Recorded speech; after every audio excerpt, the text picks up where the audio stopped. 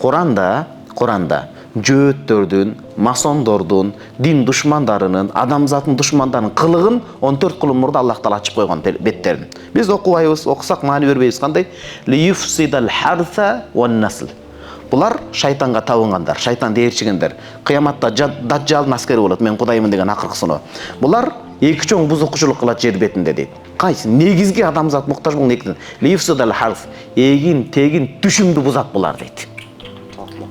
Бүгүн Европада көтөрүлүш чыгып атат, билесиз баларда? Кандай көтөрүлүш?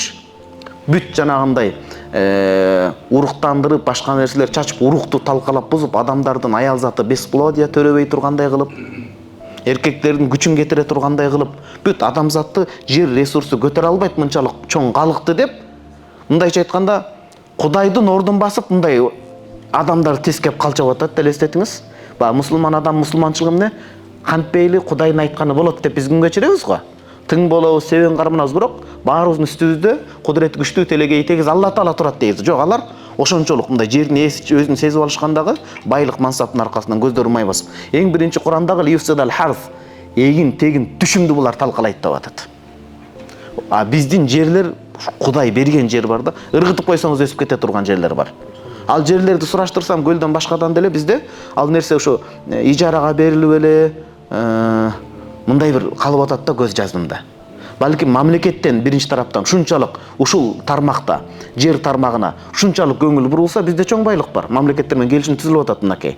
Анан ошону дыйкандар мамлекет кепилдик алып берсе, буюрса, анан дыйкандар ушинтип иштесе, мен ойлойм канча деген миграциянын эшиги деле жабылмак.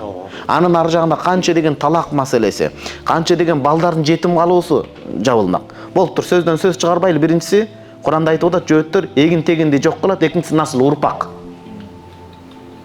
Балдарды түп тамырын төрөлгөндө эле бир нерселерди кылып отуруп. Жалга барып калсам, сиз Аскар Дамла көбөсө 2 жолу астыбыздан чыкты, баласын көтөрүп, дуба кылып коюңузчу деп. Жанагынысы туура эмес сайып коюп, жанагы бала шал болуп калыптыр да.